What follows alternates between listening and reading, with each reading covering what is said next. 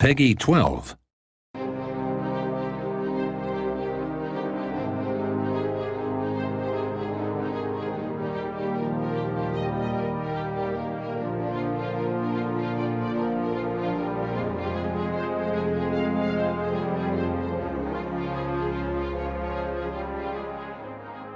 Today I'm going to talk to you about the sharp end of politics, that is warfare.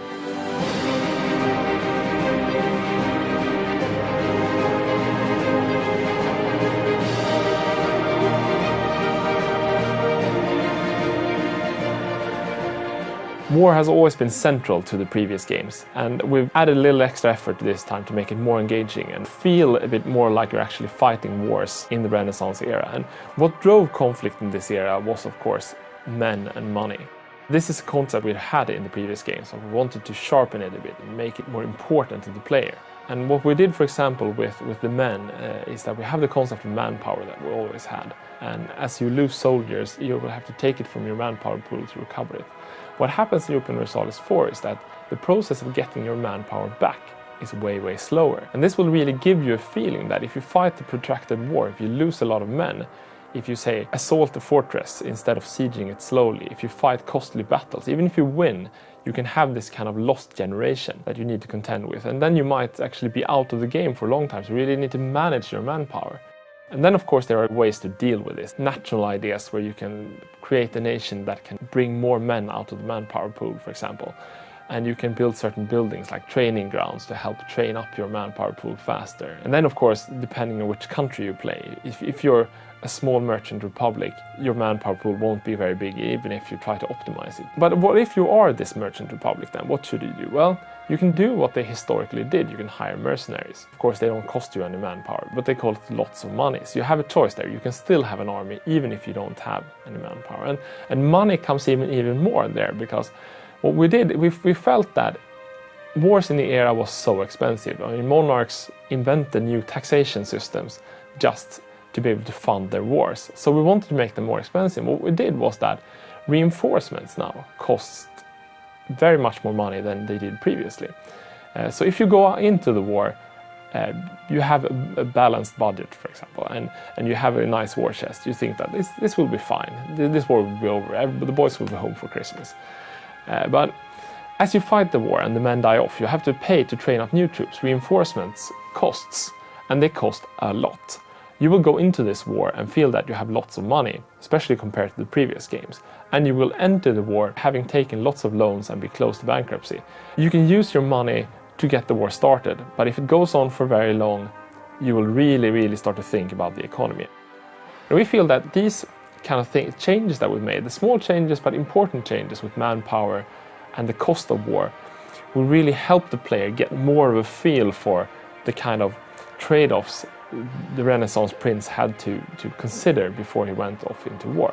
One thing I should mention there, of course, is that what the Renaissance prince did, and what any modern ruler would do if he has no money, is that he would take loans. And we've tried to help the player there by making it cheaper to take on loans. In the previous games, it was more like if you took a loan, that was a loss.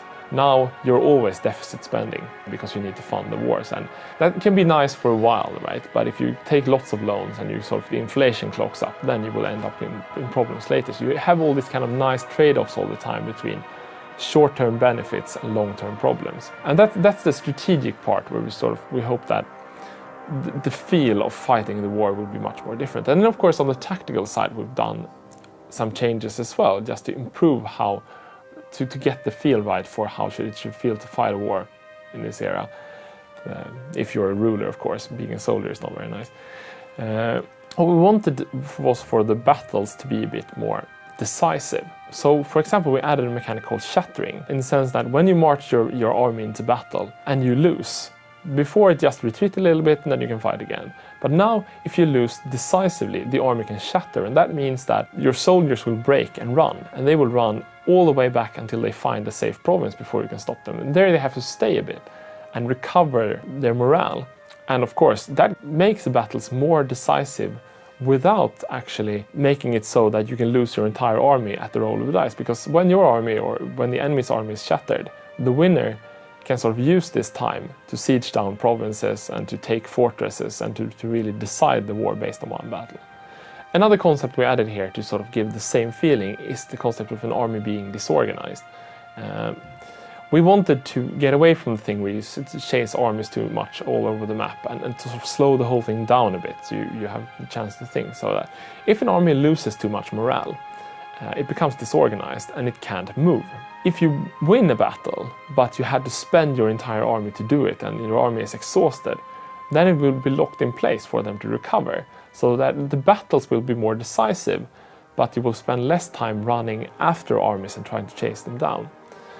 We have these kind of concepts that on the surface of it feels fairly complicated, but we really want the player to understand what happens, so we redone the entire combat interface so that anything that happens and that decides a battle should really be visible on the map. There should be no more instances where the player don't really understand why somebody won and why somebody lost. It should feel sort of the same as in the previous games, but it should feel much more, if you know what I mean, right? It should be more decisive battles. It should cost you more money, and you should feel more pain when you lose the soldiers in the field. And I really feel that this has made the game so much more fun.